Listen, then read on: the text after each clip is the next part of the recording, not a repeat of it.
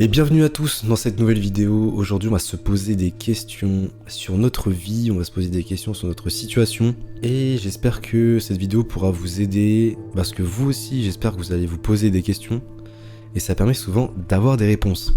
Les questions que j'aime poser aux gens, que je côtoie, que je rencontre, c'est quelle est ta vie de rêve? Pourquoi je pose cette question? Parce que ça permet à la personne de réfléchir à ce qu'elle veut vraiment, à ce qu'elle souhaite vraiment. Ça permet à la personne de se visualiser dans un autre environnement, un environnement qui lui plairait plus, dans lequel elle serait épanouie. Et souvent, les gens me répètent des choses assez similaires, c'est-à-dire avec plus d'argent, dans un environnement peut-être où il fait beau, où il y a du soleil. On parle souvent de liberté, etc., de temps aussi. Et une fois que les gens me disent, me décrivent leur vie de rêve, je leur pose ensuite la question, maintenant, qu'est-ce que tu fais aujourd'hui pour atteindre cette vie de rêve, pour l'avoir? Et en fait souvent c'est cette question, quelle est ta vie de rêve, cette visualisation, ça ne reste qu'un rêve, ça ne reste qu'au stade de rêve et ça ne va pas plus loin. Ces personnes-là ne vont pas plus loin, ne désirent pas aller plus loin, peut-être pour rester dans un confort. La raison, je ne sais pas exactement pourquoi. Justement, pourquoi on ne va pas au bout des choses, pourquoi on n'essaye pas à 100%? Ça, c'est une question qu'on peut se poser aussi. Et j'ai été dans ce cas-là aussi. Pourquoi on n'y va pas à 100%? Pourquoi on n'y croit pas? Alors, est-ce que c'est parce qu'on n'y croit pas? Il y a peut-être une dimension aussi où les gens ne nous encouragent pas, les gens ne veulent pas forcément que tu réussisses et ne croient pas en tes rêves. Il y a aussi le fait de s'être fait formater, que ce soit dans notre enfance, à ne pas croire en nos rêves justement, à viser très bas. Je pense qu'il y a une part de ça aussi. Nos parents qui nous disent ouais, une personne parmi 1 million qui réussissent en tant que footballeur professionnel, ça, cette phrase-là, on l'a tous entendue. Je pense que toute cette phrase-là, tout cet environnement où on brise tes rêves, ça a fait qu'aujourd'hui les gens, peut-être aussi, n'essayent même plus. Ça, c'est une raison parmi tant d'autres. Je pense qu'aussi, il y a des raisons du style, quand tu rentres dans la vie active, t'as des responsabilités, t'as moins de temps, donc faut vraiment le vouloir. Sauf que il y a l'appartement, ensuite il y a trouver sa femme ou son mari, se mettre en couple. Ensuite, une fois que tu te mets en couple, c'est potentiellement avoir un enfant, acheter une maison, etc.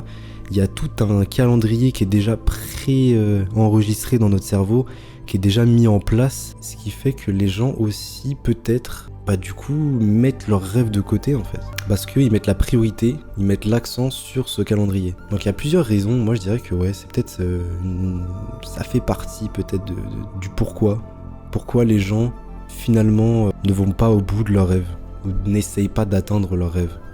Après il y a aussi le fait que moi je le vois comme ça, c'est si tu ne souffres pas assez, si ta situation ne te fait pas souffrir assez, tu vas pas forcément bouger plus, tu vas pas forcément te donner à 1000% en fait. Il faut vraiment que ta situation te fasse souffrir à 100%, que tu n'en puisses plus pour que les gens se bougent. Mais le problème c'est que on est tellement dans un confort, Netflix, la télévision, les smartphones, les réseaux sociaux, etc.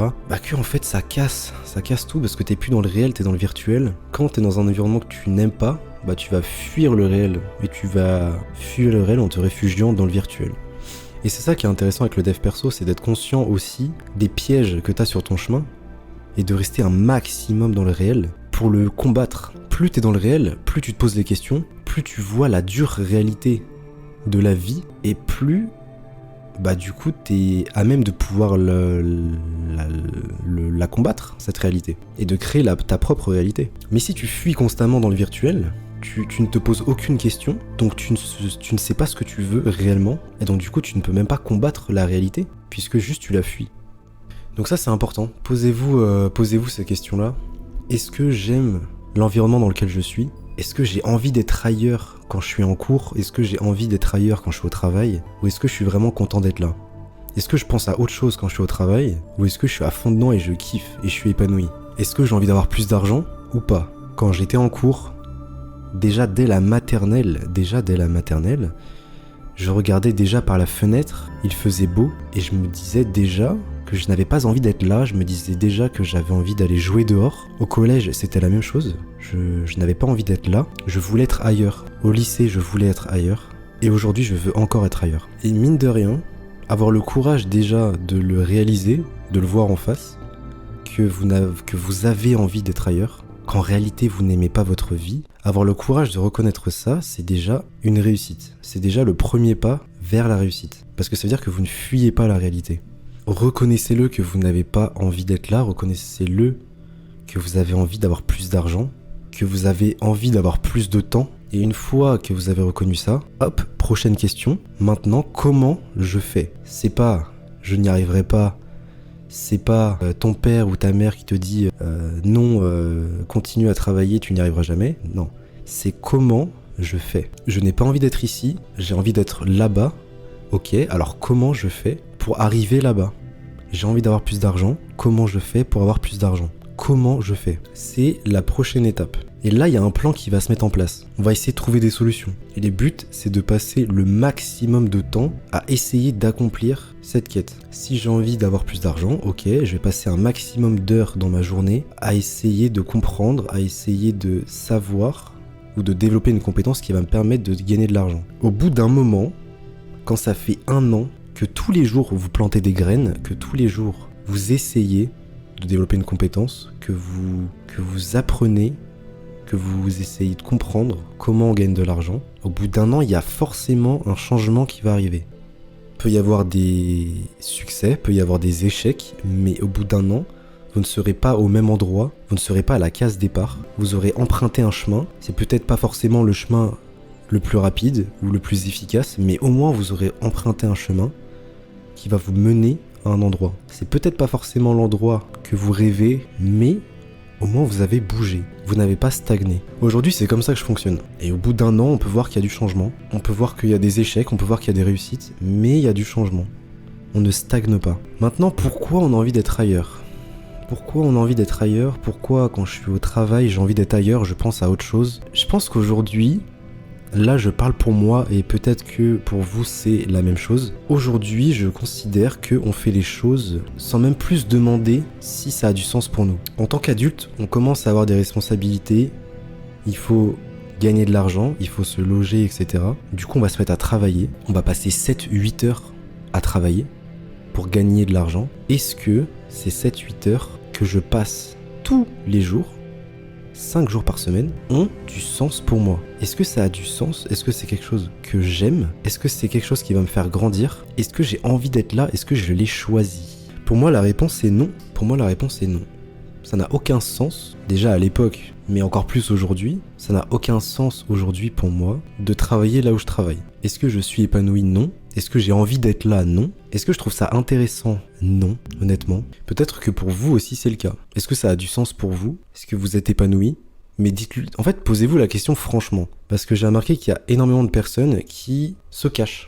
Ouais, j'adore mon travail. C'est dur, mais j'adore. Et puis le week-end, ils sont là, ah, fais chier, faut retourner au travail, fais chier. Mais juste avant, ils te disent qu'ils aiment leur travail. Arrêtez de vous cacher. Est-ce que réellement, vous aimez votre travail? Est-ce que vous êtes épanoui? Est-ce que vous avez envie d'y aller et vous avez envie d'être là quand vous y êtes? Est-ce que vous avez envie d'y rester? Peut-être que c'est le cas aussi pour vous. Et si vous arrivez à le réaliser, si vous arrivez à vous l'avouer, c'est déjà une réussite. C'est déjà une réussite. Maintenant, l'étape la plus cruciale, c'est comment je fais. Comment je fais? Et il y a énormément de manières pour arriver où vous voulez aller. Il n'y a pas qu'une seule manière. Je pense qu'il y en a plusieurs. Si vous voulez gagner plus d'argent, il y a énormément de manières de gagner plus d'argent. Voilà. Je pense que si vous passez encore une fois énormément de temps à rechercher comment, vous allez finir par trouver, tout simplement. Tout simplement. C'est une question de présence. Plus vous êtes dans le réel, plus vous réfléchissez, plus vous êtes obsédé, mieux vous y arriverez. Je pense qu'il faut être obsédé. Mais ce n'est que mon avis, bien évidemment. Écoutez, j'espère que cette vidéo vous aura fait réfléchir un peu. Moi, ça me permet de me poser des questions aussi, de m'exprimer. Si vous avez aimé, n'hésitez pas à liker ce petit podcast. N'hésitez pas à commenter.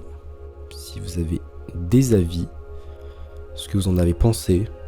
Est-ce que vous aussi vous êtes épanoui ou pas? Est-ce que vous avez envie d'être là où vous êtes? Est-ce que vous voulez gagner plus d'argent?